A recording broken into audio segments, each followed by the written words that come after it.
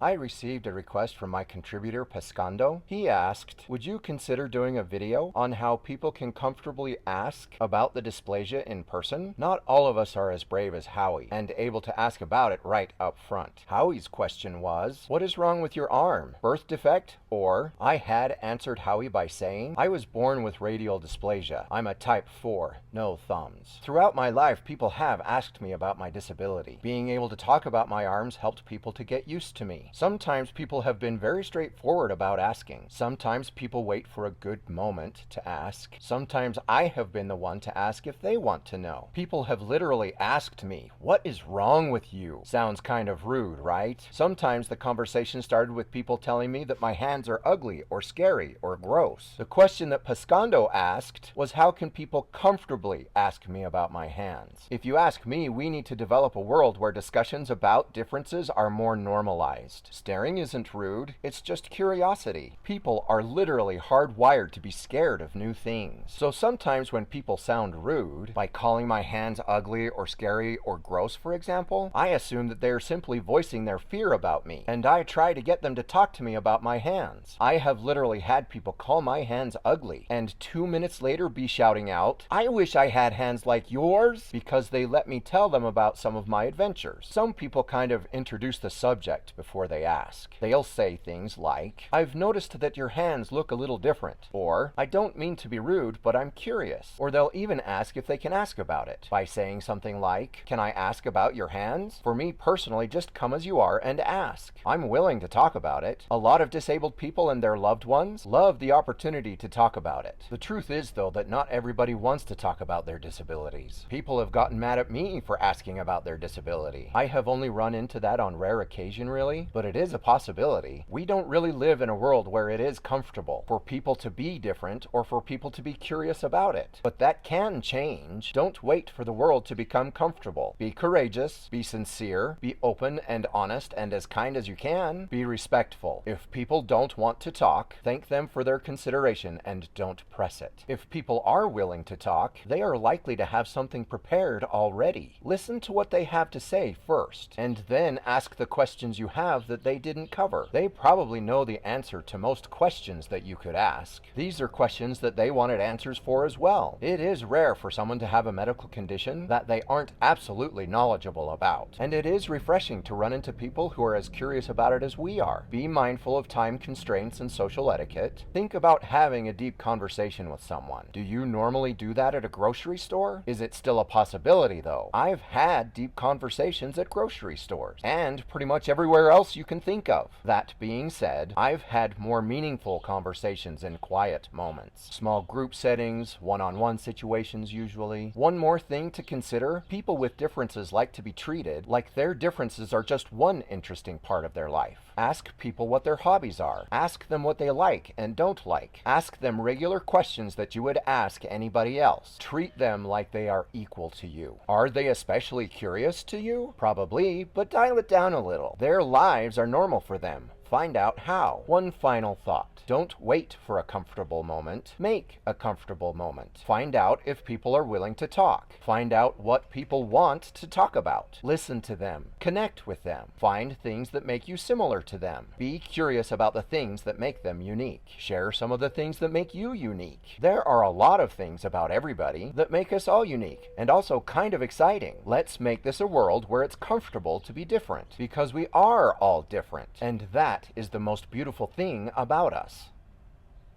I would like to say thank you to Pescando and Howie for their contribution to this video, and to all of my awesome, amazing contributors. Please remember to like, comment, and subscribe. I look forward to hearing from you all.